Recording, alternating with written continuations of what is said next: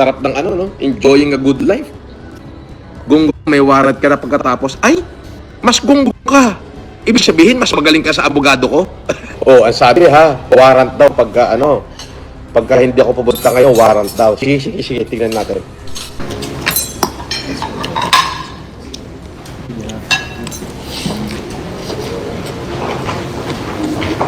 Morning, sir. Right. I-serve lang po namin yung warrant. Okay. Ikaw po ba si Norman Magusin po? Alias Francis Leo Marcos? Hindi. Totoo ang baho mo, tignan sa personal. Ang baho mo, ginayupak ka. Ito rin yung warrant mo. Okay, no problem. Haharapin ko yan. Oo, naunahan lang ako eh. Oo, pangit ka kasi. Francis Leo Marcos, aka Norman Mangusin, arestado. Arestado ang vlogger na si Norman Mangusin na mas kilala bilang si Francis Leo Marcos dahil sa pagsusuot ng uniforme ng pulisya at iba pang paglabag ayon sa National Police Commission or NAPOLCOM kahapon ng Martes, February 24, 2026. Nahaharap din si Francis Leo Marcos ng 12 counts of unjust vexation na isinampa ng vlogger na si Makagago na may piyansang 120,000 pesos. Bukod dito, sinisilip din ng Philippine National Police ang iba pang kaso laban kay Mangusin. Samantala, mariing naglabas ng kanyang hinanakit si Francis Leo Marcos na tila nakapatay umano siya ng tao kung ipahiya sa buong Pilipinas dahil sa pagkakaaresto sa kanya ng mga otoridad. Ayon sa naging pahayag ni Mangusin sa isinagawang press conference ng National Police Commission kahapon, sinabi niyang natapos na raw lahat ng mga binibintang laban sa kanya noon pang 2020. Lahat po ng binibintang nila, natapos na ho noong 2020 pa, naging kaso ko na ho lahat yan. At nakakulit ho ko dyan. Ipinaliwanag rin ni Mangusin ang umano'y pagsasampa nila sa isa't isa ng kaso ng vlogger na si Makagago. Anya, siya raw unang nagsampa ng kaso kay Makagago, ngunit siya ang unang nasilbihan ng warrant of arrest. Ngayon ho, yung laban namin ni Makagago, ako ho ang unang nagsampa ng kaso sa kanya. Oo, ako ho unang nagsampa, ako unang nawaran. Pagpapatuloy pa ni Mangusin para raw siyang kung ipahiya sa buong Pilipinas para sa kasong unjust vexation. So, unjust vexation lang kung ipahiyan niyo ako sa buong Pilipinas, grabe, para akong pumatay. Yung sinasabi niya marami ko inistapa, 2020 pa lang, dami na nagsasabi niya, wala naman nagkatotoo kahit isa. Nakwento rin ni Mangusin na may personal na dahilan daw sa pagsasabi niya ng hindi maganda sa hindi niya pinangalan ng general. Tapos papahiyain niyo ako, national TV, ng ganito, rakesyo ako daw ay nagmura kay ganito. Merong dahilan ho yun kung bakit ako nakapagsalita ng hindi maganda sa isang general.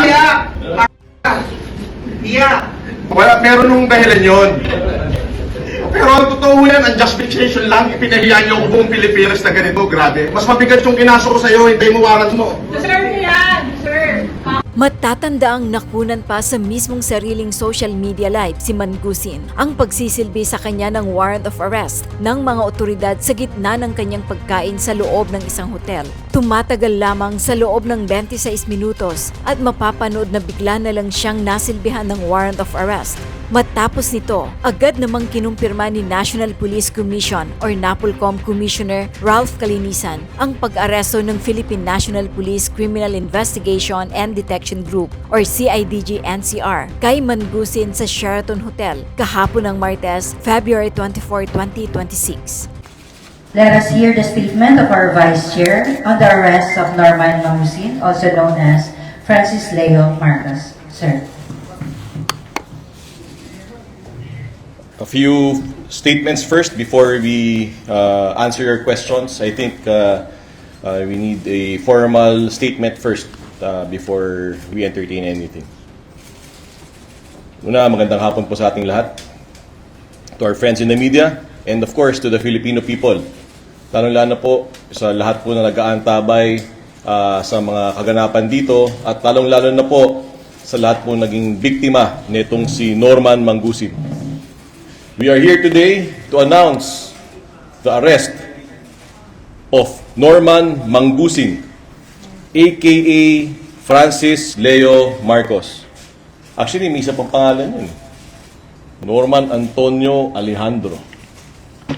On February 24, 2026, at about 11:10 a.m., the CIDG Regional Field Unit, National Capital Region, arrested Norman Mangusin, aka Francis Leo Marcos, at Sheraton Hotel, Pasay City, by virtue of a arrest warrant for violation of Article 287 or unjust vexation of the Revised Penal Code in relation to Section 6 of Republic Act Number 10175 or the Cybercrime Prevention Act of 2012. The warrant of arrest was issued by Honorable Leilani Marie Dacanay Grimares, Presiding Judge, RTC Branch 294 of Parañaque City, with recommended bail of 120,000 pesos for 12 counts of unjust vexation. Siguro po, papasalamat muna po ako. Thank yous are in order. Number one na po sa Philippine National Police, led by no less than General Jose Melencio Nartates. Chief, naitayo na po natin ang bandila ng PNP.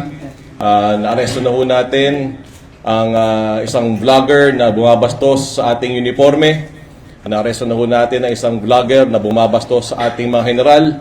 Naaresto na po natin ang isang vlogger na bumabastos sa ating mga kernel at sa ordinaryong policeman. Hindi po ito katanggap-tanggap. And papasalamat po ako sa buong hanay ng Philippine National Police. Ang kikisig po ninyo. Saludo po ako sa inyo. Saludo po ako sa uniforme nyo. Papasalamat din po ako lalo, of course, kay General Morico, ang hepe ng CIDG, Director of our CIDG na walang humpay na naghanap. Kay Mr. Norman Mangusin. Totoo niyan. Mahaba na yung kabanata nito. Ang dami ko nang nakitang updates at investigation reports galing kay General Morico. Hindi po tayo huminto dito sa pag-serve ng warrant at tuloy pa rin po tayo dito. And of course, I thank our CIDG NCR, General Guagi. Colonel Guagi, maraming salamat po sa inyo at sa inyong mga tao sa responding mabilis. Natutuwa po ako nung nalaman po namin na may warrant, agad po na nagpadala si General Morico at si General Guagi ng mga tao to instantly make that effect the arrest of Norman Mangusin. And I thank also the Pasay Police and of course our beloved the National Police Commission, sa lahat ng kawani ng NAPOLCOM. Maraming salamat po sa inyo. Of course, we have here Concon Romano, one of our special agents, special investigators who is on top of this case. I thank you, Concon. I thank the whole Inspection, Monitoring, and Investigation Service or the IMIS. I thank our Legal Affairs Service. At sa lahat na maliliit at malalaking empleyado ng NAPOLCOM, papasalamat po ako. So siguro, General Morico, you have the floor.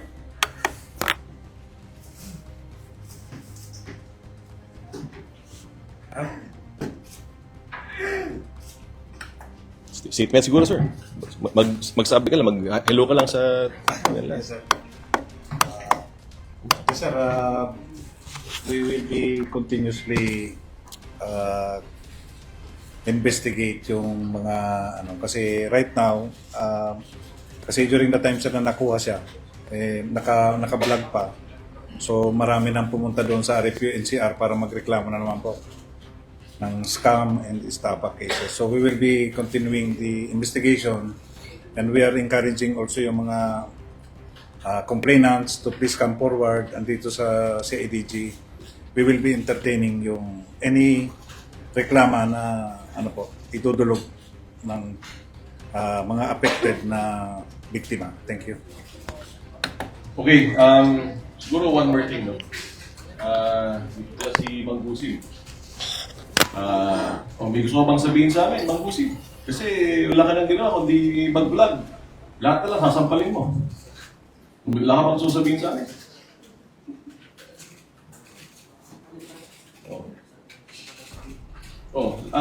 Yung mga general na pinapaya mo, yung mga 4 na kernel na pinapaya mo, yung NBI na sinasampal mo, yung LTO kalbo, kamo, kasi Lakanilaw. Yan, siguro natutuwa ka ngayon. Pati pangalan ng ating presidente, kinuha mo pa. Hindi ka naman Marcos. Isang malaki kang kahihiyan. Kaya hindi kami titigil dito sa Napolco, hindi kami titigil dito sa PNP na mahuli ka. Kasi marami ka ng pinuruwisyong tao. Pati mga OFW, pinuruwisyo mo, kinuha mo mga pera nila.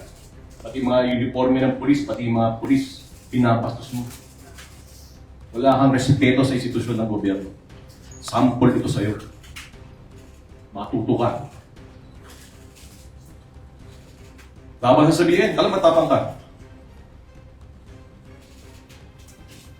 Ang trilyonaryo ng Pilipinas, ladies and gentlemen, Norman Mangusit. Any questions? Thank you, sir.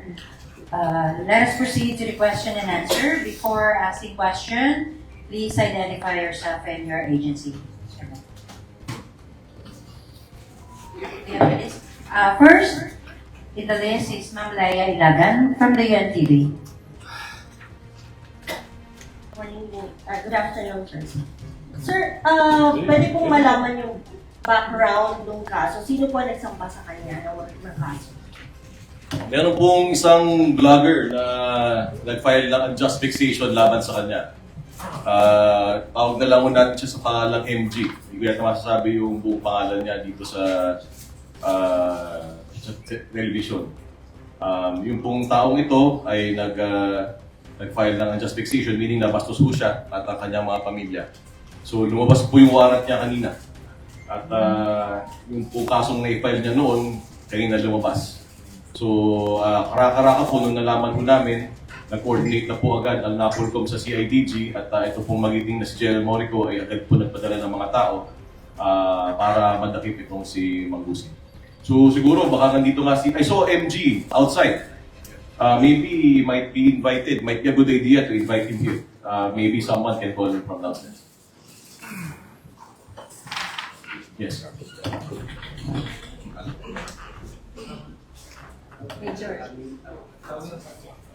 Questions? Thank you, ma'am. From Mr. Ryan Desibias from the PTA. Hi, sir. Sir, hindi po ba nahirapan yung tracker team na hanapin siya? Kasi parang mahirap naman siya sa daw madalas siyang mag-live. Paano mahirapan? Naka-live. Tawang-tawa nga ako Habang nag-live siya, ina-arresto siya. Ayun, nasa Sheraton siya. Alam ng buong Pilipinas, nasa Sheraton siya. Yung lahat ng address niya, na nakalagay sa lahat ng dokumento niya, mapa-LTO man yan, lahat fake. Pina-check na natin. Walang totoo dun sa mga address niya. Hindi naman siya nakatira sa Green Meadows. Walang katotohanan. His life is a lie. So we will put a stop to it. This is terrible. Totoo lang. He's making a mockery of the Philippines. So kung ang tanong ba't tayo pinag-aaksaya ng oras to? Ang dami na nabiktima nito. Ito yung simbolo ng kawalangyaan sa Pilipinas. Hinto na natin ito. Tapos na yung circus. Finish na. Sir, i-address yung payable yung case, pero may mga upcoming cases. Hindi pa tapos. Hindi pa tapos. Wala pa tayo sa uniforme. Wala pa tayo dito sa mga passport niya. Wala pa tayo dun sa birth certificate niya. Wala pa tayo kay Lakanilaw. Kung nakikinig si Asek Lakanilaw sa atin, pre, pagkakataon mo na. Sa mga kaibigan natin, tawa ako sorry. Sa mga kaibigan natin sa NBI, sasampalin daw kayo nito. Gusto nyong kasuhan. Sa lahat ng OFW na niloko nito, ang dami, punong-puno na yung cellphone ko sa mensahe. Nandito na ho si Mangusin. Kasuhan nyo na po. Meron siyang, di ko na kung masasabi ko, i-blip nyo na lang. Meron siyang pinaparatingan na sinasabi niya, letter K daw yung isang taong gobyerno at letter S daw yung isang taong gobyerno. Obviously, ako yung pinatutukulan niya. Sige, sabihin mo sa mukha ko. Sabihin mo sa mukha ko ngayon. Ayaw mo sabihin? Ano pangalan ko? Ba't yung masabi? Diba? Ito ang simbolo ng kawalangyaan sa Pilipinas. We will put a stop to it as we have done. And I thank the Philippine National Police. I thank the CIDG. I thank the Civil Security Group. I thank the Anti-Cybercrime Group. Si Executive Director Aboy Paraiso, na nananahimik lang din sa sulok, na nadami pa dito sa teleseryeng ito.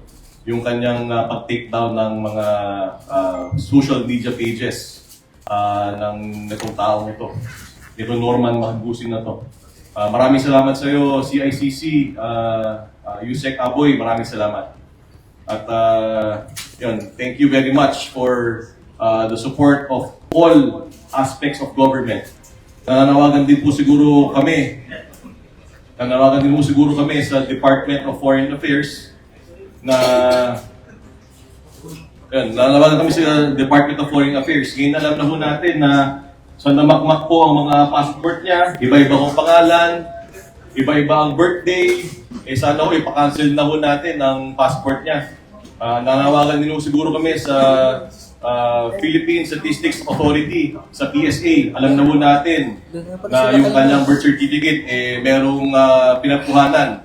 Sana po imbestigahan po ninyo kasi hindi ho maaaring ganito Bumibili lang po tayo ng birth certificate para gamitin sa kawalangian. Magkakaroon ng second identity. Ang masakit pa, ulitin ko, ginagamit pa niyang apelidong Marcos. Pati si Madam Imelda Marcos, ginagamit pa niya sa vlog niya. May utang pa rin daw, di umano, ang first family sa kanya. Lahat na talaga ng kawalangian, nasabi na itong tao to. Sa 10 sinabi niya, 11 ang mali. So again, we are doing this for the Filipino people.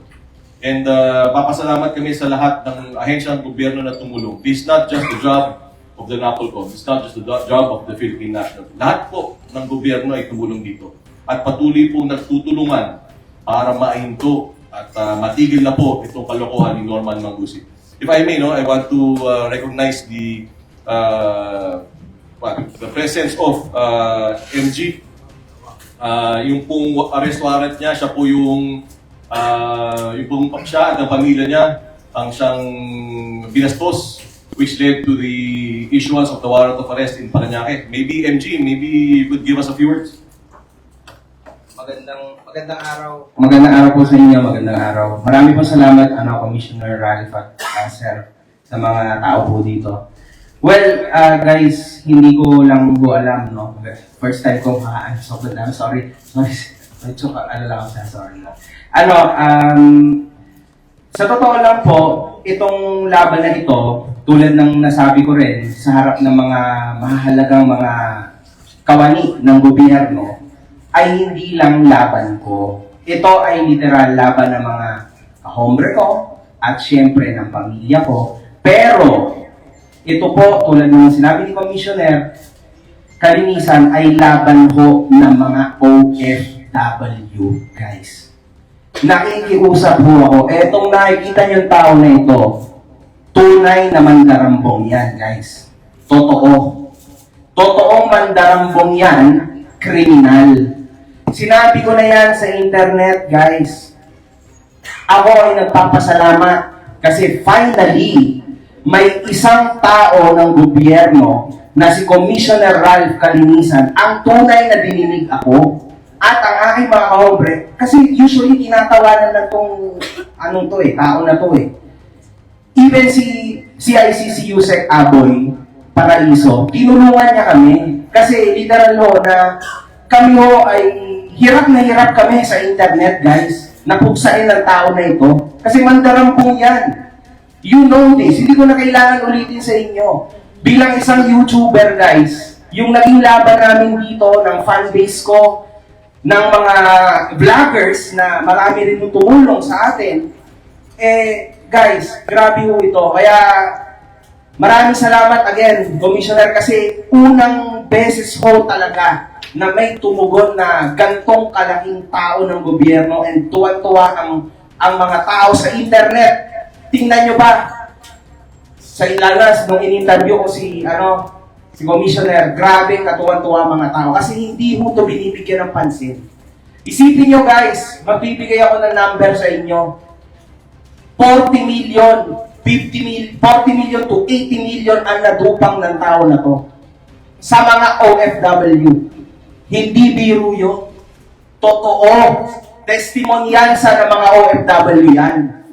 OFW guys, maawa kayo sa mga kababayan natin.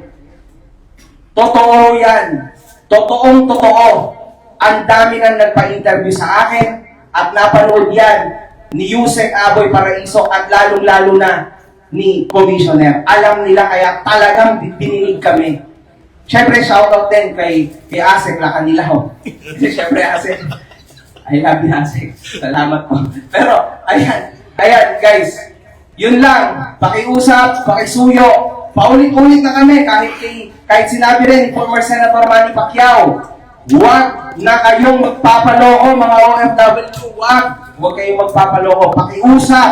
Etong tao na ito, tunay na kriminal. Legit. Ayan. Simula pa lang po ito ng laban namin. Simula pa lang po ito. Tuloy-tuloy yan. Buong taon mo yan makukulong. Kasi literal na hindi ko tatantanan yan dahil napakaraming taong tinarantado yan. Lalo ng aking asawa, ang dami kong kabastusan na sinabi ng tao na yan sa asawa ko. At sa pamilya ko, at lalong, sa akin okay lang, influencer lang naman ako eh. Okay lang ako, influencer versus influencer, pero sa asawa ko at nanay ko, hindi. Di ba? Norman? Di ba? Ayos! Totoo ang baho mo, tignan sa personal.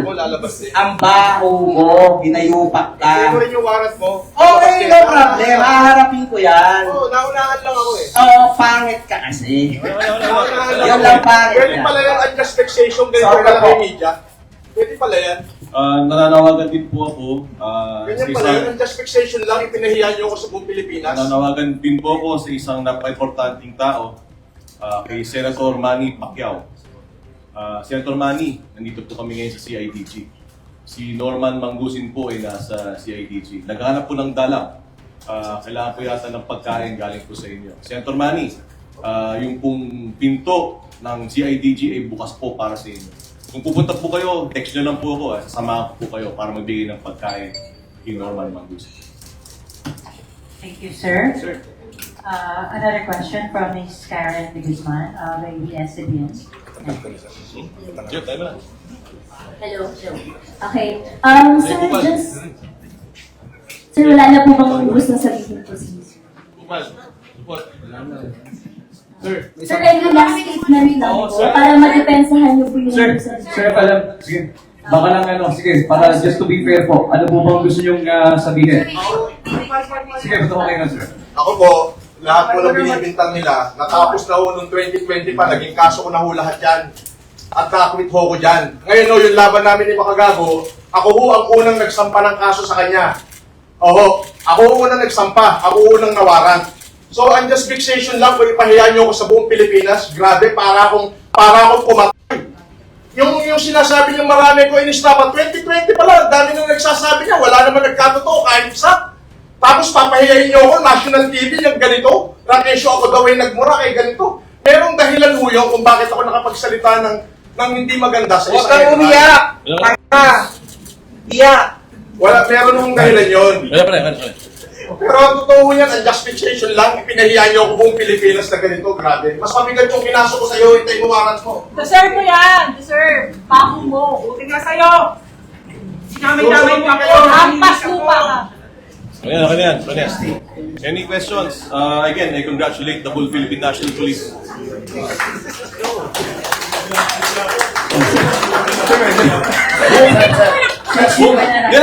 Sobrang, alam mo, buong Pilipinas nagbubunyi. Buong Pilipinas nagbubunyi. Clarification, Commissioner. Kasi nga pinagmamalaki niya, ang just fixation lang, nilalang niya. That is bailable. Paano kung nakalaya yan? Anong gagawin? Antay pa siya. Ang daming kasong iba. Hindi kami napapagod. Kanina, kasama rin natin ang CIDG sa ating opisina. Nagibang mga kaso ang inahain sa kanya.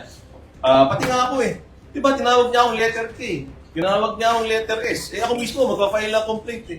Yung mga sandamakmak ng OFW na nag-text sa akin, na nandyan din sa labas. Hindi iantay niya lahat ng kaso niya. Magsawa siya sa lahat. Diba? Pati siguro si Asek Lacanilaw. Pare, nanawagan na ako dito. Inalitan ka na rin naman nito tao. Masama-sama na tayo dito. Dito na natin itong kalokohan na itong tao to. Thank you, sir.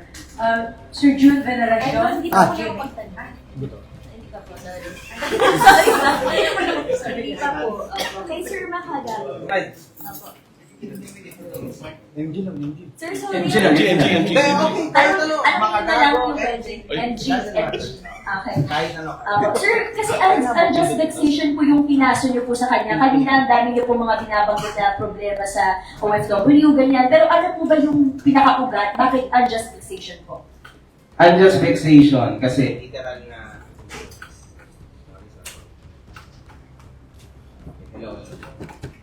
Natayan tayo ni Mang Gusin. Hello. Hello.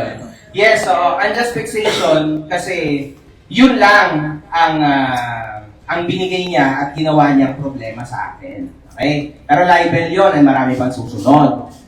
Maraming OFW, tulad ng sinabi ko na kay Commissioner at syempre kay Yusek, na maraming OFW ang gusto magkaso, kaso nahihirapan sila dahil wala silang kakayanan. And at the same time, uuwi sila dito for only that reason, hindi worth it. Siyempre, mawawalan sila ng pangkabuhayan, so paano sila magkakaso? Kaya in this case, ako lang ang nagkaso na unjust vexation kasi yun lang naman ang ginawa niya sa akin. Tulad na sinasabi ko sa mga videos ko.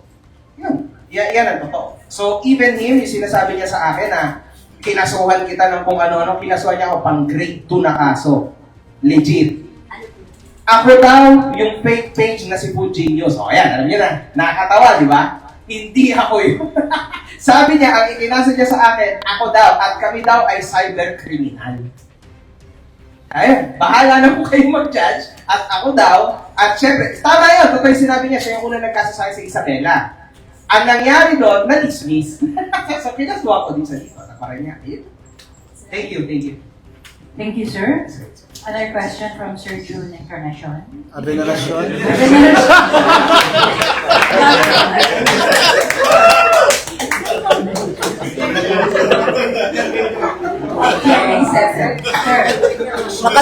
Naka-live pa naman tayo. No, question for Director Morico. Sir, paano ba tumatakbo yung modus? Sabi nyo kanina, after na mabalitaan na na-arrest siya, may mga reklamo nakarating sa inyo. Ano po yung takbo ng reklamo at ano ang nirereklamo sa kanya? Particular. Jun Veneracion po. Pasensya ka na, sir. No problem, sir. Total, chill naman tayo dito. Hindi, pag may hindi kita nasasagot kasi classified yung ibang mga lakad namin. Okay lang, sir. But anyway, sir, ganito po. Hindi lang naman nung mahuli siya. Marami pang mga cases na scam. Lapit. Long press yata yan. Scam, unjust vexation, yun po ang mga kaso niya. Na, Paano po siya And nakakapag-scam, Director? Paano niya inigan? Di ba madalas siya? Yeah. I did not have the time kasi na manood ng mga vlog na mga ganyan. Pero based on the yung briefing sa akin po ng investigators namin, yung anti-fraud unit ang may hawak po ng kasong ito. Is nakukumbinsi nilang magbigay ng pera through Paymaya and GCash. Mga sa abroad po 'yon. Yan ba yung under the guise na mag-humanitarian ka? Parang gano'n? Yung humanitarian na rin. O ikaw nag-diagi ba kami? At something. Ito po. Namin po si Yan during the pandemic. So ang pinapalabas niya kasi is pandemic hero siya. No? At ang niya is nagtumutulong sa mga tao. Alam niyo naman yan, di ba? Mula sa optical daw hanggang sa ayuda, hanggang sa kung ano man ang bigas, kalabasa.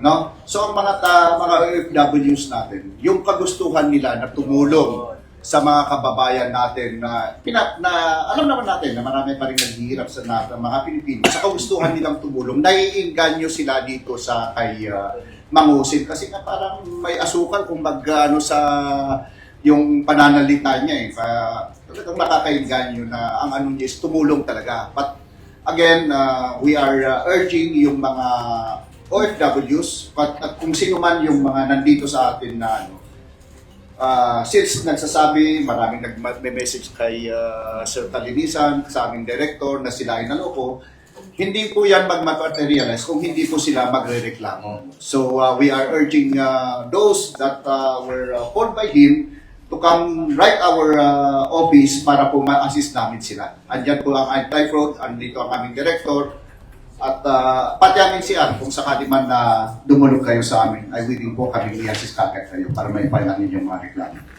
Thank you, sir. Hindi ko pakomentuhin si aming imis, si Investigator Romano. Kunti salita lang.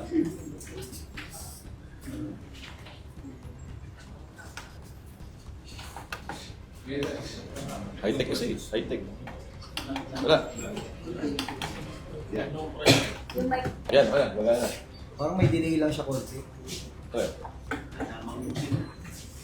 Good afternoon. Ako po si Concon Romano.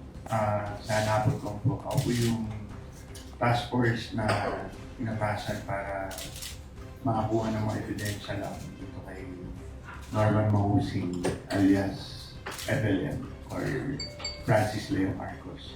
So, nakuha na namin siya na katulad po nung sinabi ng aming Vice Chairman, dahil kalilisan at ng ni Sir Morico at saka ni Sir John. Nagpapasalamat din kami sa suporta ng PNP at dun sa mga taong itong nakausap namin sa ibang ahensya na tumulong sa amin para makuha ng ebidensya. So, asahan niyo po na hindi po matatapos to rito. We will keep on digging and we will try to give justice to everyone. So, maraming salamat. Thank you, sir. 2 more questions, sir, if you may permit, sir. From Glenn Hueco of BZB. Sir, naging mainit yung mga tag mo. Sir, naka-FB live lang tayo ngayon kasi tinatanong din ng iba. Parang hindi ba naging too personal yung approach dito kay Mahusing since pati kayo ay pinatamaan ito? Totoo, hindi ko eh. Totoo, ayoko nga sana patulan. Ayoko bumaba sa level ni Mahusing. In fact, if I'll be give an anecdote, kasalanan ng girlfriend ko eh. Bakit pinapatuloy ko to si Mahusing? Hindi ko tungkol sa akin to eh. Napakarami mong mga stakeholders na involved. Una na po, ang Philippine National Police. Niyurakan po na ang uniforme ng PNP. Yun pong same uniform na sinuot ng nanay at tatay ko. Marami na pong namatay na police na suot yung uniforme nyo, tapos papastusin mo lang. Papastusin mo ang mga general, cadet, iba pa pong mga ahensya. Pati NTI, pati LTO, lahat na. Lalong-lalo na ang mga OFW. Wala na siyang tinatawag, binastos na niyang lahat. So, we have no choice. Simbolo nga talaga siya ng kabuktutan sa Pilipinas na hinahayaan natin na ginagawa natin katatawanan. In action tayo eh. Nasa harapan na natin, biglaluluko na tayo, wala pa tayong ginagawa. It had to take that mistake from him for us to all realize that, hey, he has done a lot of wrong to our countrymen. He has done a lot of wrong to our government institutions. That is why we already said, stop. And that's why the NAPOLCOM came in bilang kuya ng Philippine National Police. Kami po ay nakipagtulungan sa aming mga kapatid sa PNP. Of course, the elite unit of investigation, the CIDG, along with the best members of General Guagi, si General Morico, pinapromote na kita, General Guagi. Here we are. Lahat po nagtulungan. Mapa NAPOLCOM, legal service, mapa ordinaryong lawyer doon, mapa intern ng NAPOLCOM, mapa yung imis natin. It's a collective effort of the whole government. And I'm very thankful for that because after many years, the Filipino people said, it's over. It's over. Finish na. So, ito na po tayo. We're in the closing stages of the story that was Norman Mahusing. Thank you, sir. One last question though, sir, from the Philippine Daily Inquirer, Mr. Jason Siglanes. Good afternoon, sirs. Good afternoon, sirs. Nilapit ko doon sa chart sa case po, no? Tama po ba 12 counts of unjust fixation? Yes po. 12 counts.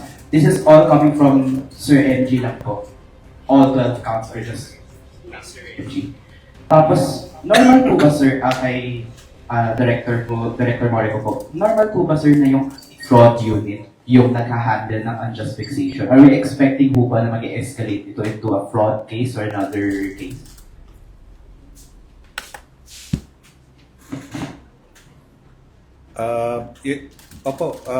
Aside from unjust fixation kasi, karamihan ng mga nagre-reklamo ng FWs are scam connected. That's why anti-fraud unit namin ang umahawak. Sir, what about po yung case for unauthorized use of uniform? Si IDG na rin po nag-take cognizance doon? Or another unit po ba, sir? Si DG po, sir. As per directive coming from our BCO. Kumusta po progress doon, sir? Yung ongoing po, ipapile namin yung kaso. Last na, no? Last na. Hello? Yung to answer yung question na may fraud. Pangalan niya, fraud me. Saan nakita ng taong dala-dalawa birthday? Saan nakita ng taong na tatlong pangalan? So nananawagan mo rin kami. So meron kaming letter to the TSA. Meron din kaming letter to the DFA. We're requesting na please look into it because everyone knows, 100 million Filipinos know that he's not a Marcos. And he's using the name of the president. The first family, Marcos, he's not. And he's dragging the name into sa isang malaking kalokohan. Then that is really wrong. So can we please request, we're requesting the TSA, Mr. Claire Dennis Esmapa, and of course the Secretary of the DFA, if they could look into how Mr. Manggusin got his birth certificates. This is a national security issue. Anyone can get a birth certificate, then get a passport, and live a life. It's an issue. So we have to check it. Kaya anti-fraud po naka-talk. Thank you very much, sir. To our friends from media, maraming salamat po. Sir, may we hear now the closing message of our Vice Chairman and Executive Officer, Attorney Rafi Sante Calinisan, sir. May hustisya po sa Pilipinas. Nagtatrabaho po ang mga ahensya de gobyerno sa Pilipinas. Ang ating pong Philippine National Police ay magiting na ahensya. We respect and we salute every member of the PNP. Maraming salamat po, Philippine National Police. Lahat po na magsusubok na bumastos sa PNP, pinapakita na po natin sa inyo. Ito po kahihinat nyo. Ikahihinat na nyo. Lahat po na manuloko sa ating OFW, ito po ang ending game. Huwag niyo pong subukan ng mga ahensya de gobyerno. Hindi paglalanan po. Thank you very much, sir. Maraming salamat po at magandang hapon sa ating lahat. Yes, sir. Sir, Commissioner. Salamat.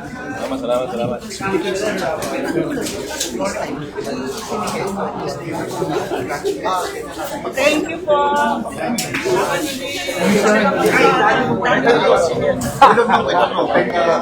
Evidently, maraming nagpapaabot na sila. But we cannot validate until na dumating sila para Mag-subscribe at i-click ang notification bell para sa mga susunod na video updates. Maraming salamat po.